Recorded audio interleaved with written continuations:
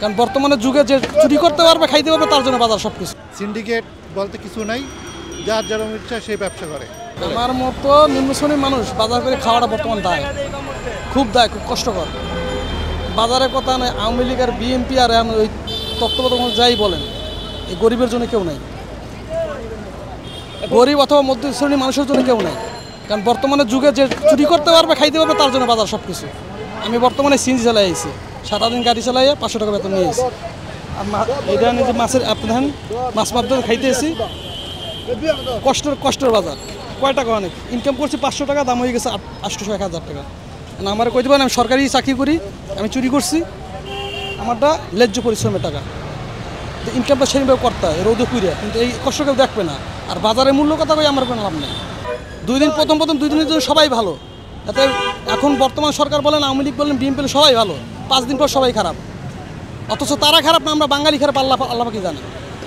যদি খারাপ না হইতো তাহলে আমি সত্য কথা যেটা, যদি দেশের স্বাধীনতার কথা কন, যে দেশ ইদানিং স্বাধীন হয়েছে, আগেও স্বাধীন হয়েছে, তাহলে স্বাধীনতার মেন ব্যক্তির মাথার উপরে প্রস্তাব করতে পারতো না বাঙালি, এখন ন্যায্য কথা বলছেন।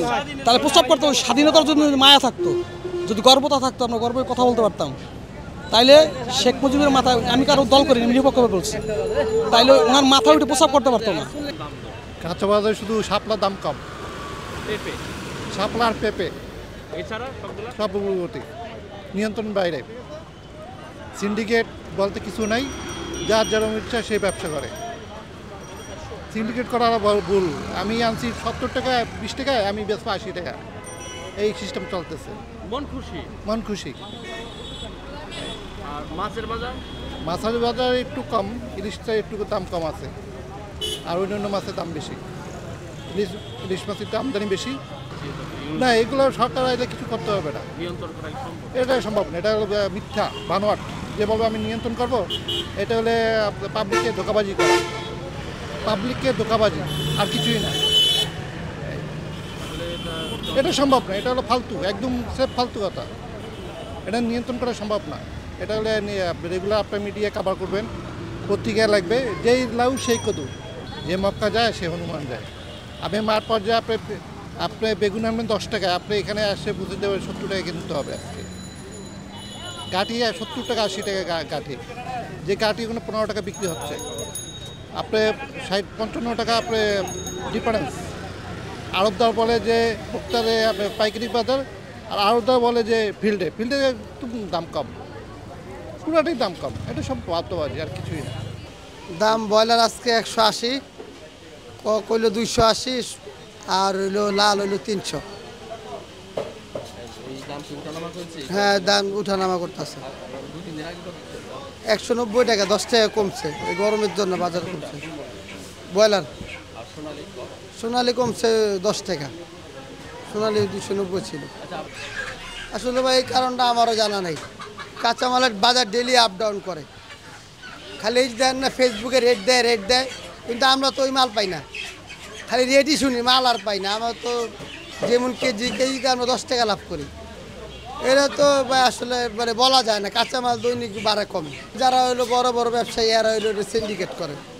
আমরা তো হইলো মনে করেন যে দোকানদার, আমরা যে এটা কিনে আমরা কেজি 10 টাকা ব্যবসা করে বেচি। অবস্থা মোটামুটি ভালোই, কিন্তু কোনো জিনিসের দাম আসলে স্থিতিশীল নেই, যে যেমন পাচ্ছে নিচ্ছে। কেমন দাম দেখছেন? 2-1 দিনের মধ্যে পরিবর্তন হয়েছে, বেড়েছে না কমে? না, মোটামুটি বাড়তির দিকে, কমে নাই। কি ধরনের দাম বেড়েছে? যেমন শসা, বেগুন, এগুলোর মধ্যে আর কি। অনেক সময় তারা বলে যে দাম কমে, ঠিক আছে, কিন্তু বাজার আসলে সবাই এক রেটে বেচতে না তো, যে যেমন পাচ্ছে নিচ্ছে। কেউ 60 টাকা, কেউ 70 টাকা, কেউ 80 টাকা, কেউ 90 টাকা করে, একই জিনিস এক জায়গায় এক দাম, যে যেমন পাচ্ছে নিচ্ছে। কি কিনলেন আজকে? আমি আজকে বেশি কিছু নয়, মাছ নিলাম একটা। মাছের দাম কেমন? মাছের দাম মোটামুটি ঠিক আছে। বর্তমান অন্যান্য মালের দাম কম আছে, কাঁচামরিচের দাম বর্তমান একটু কম। আর দুই দিন আগে একটু বেশি ছিল, 1600 টাকা পাল্লা ছিল, আর আজকে আছি 1000 টাকা 900 টাকা পাল্লা, তো দাম কম। আর বটবটির দামটা বর্তমান একটু বেশি।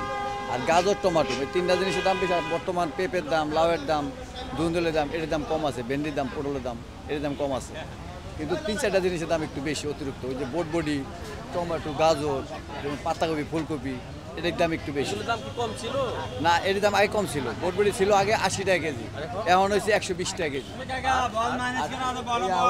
টমেটো আসলে আপনার আগে আসলে 120 টাকা কেজি, এই টমেটো হয়েছে অনেক 150 টাকা, 160 টাকা। গাজর আসলে 140 টাকা, গাজর হয়েছে 180 টাকা। গাজর, টমেটো, বটবডি এই 3-4টা জিনিসের দাম একটু বেশি। আর কালাই গোল বাগুন এটি আছে 70 টাকা, 70 টাকা। কালা গোল যে তাল বাগুন বলি ওইটা হলো 120 টাকা, 100 টাকা এরকম। এই কটা দিন লাউয়ের দাম, পেঁপের দাম, এটির দাম কম আছে। বাড়ার কারণটা কি?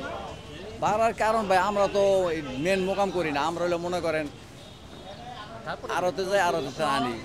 এটি হয়তো আমার কাছে কোনো সিন্ডিকেট মিন্ডিকেট আমরা করি না, আমরা গাঙ্গের পানি গাঙ্গের ডালি যেরকম আনি, আমরা অল্প কিছু 5টা 7টা 10টা লাভে আমরা মাল বিক্রি করে নিই। আমরা ওর কাছে কোনো ভেজাল ব্যবসা আমরা করি না। এই শসার দাম কম ছিল, গতকাল কমছে, আজ শুক্রবারের কারণ আজ একটু বেশি। আজ আমি 70 টাকা বেচতে শসা এই 2 দিন আগে ছিল 50 টাকা, 40 টাকা। জালি কুমড়ো হলে 40 টাকা, 50 টাকা এরকম। কাঁকরোল হলে 90 টাকা, 100 টাকা। কাঁকরোলের দাম কম ছিল আগে, কাঁকরোলের দাম বেশি, শসার দাম কম, পটলের দামও কম, ভেন্ডির দামও কম, পেঁপের দামও কম, লাউয়ের দামও কম। পেঁয়াজ ইন্ডিয়ার সরকার একটু দামে ছাড়ের তাদের যে ভ্যাট আছে ওটা কমার পরে একটু কমতির দিকে এখন। তো দেশি পেঁয়াজগুলো কত কি আনছেন? কত করে? কোয়ালিটি মান ভেদে অবস্থা 110, 115, 120 তিন কোয়ালিটি পেঁয়াজ আছে। দেশি পেঁয়াজের মধ্যে মান ভেদে ভালো মানের যেটা চকচকা ওটা 115-20, আর এমনি 110। এই কি দেশি পেঁয়াজ দাম কি এই কয়েকদিন কি বেড়েছে না কমেছে? এই 2-3টা কমতির দিকে, বেশির দিকে না। ইন্ডিয়ান ক্রস যেটা, সেটা কত করে আনছেন, কত করে বিক্রি করছেন? ইন্ডিয়ান কষ্ট আমার কাছে নাই আপাতত। মার্কেটে দেখছি 100 টাকা পাইকারি চলে। আর রসুন?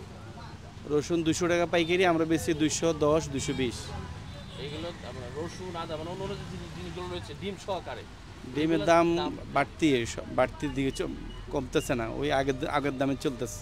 না কমার কারণটা আপনি কি বুঝেন একজন ব্যবসায়ী হিসেবে? কারণটা কি হতে পারে? আসলে যে হিসাবে চাহিদা, এই হিসাবে উৎপাদন মনে হইতেছে কম, আর বিভিন্ন জায়গায় সমস্যার কারণে হয়তো।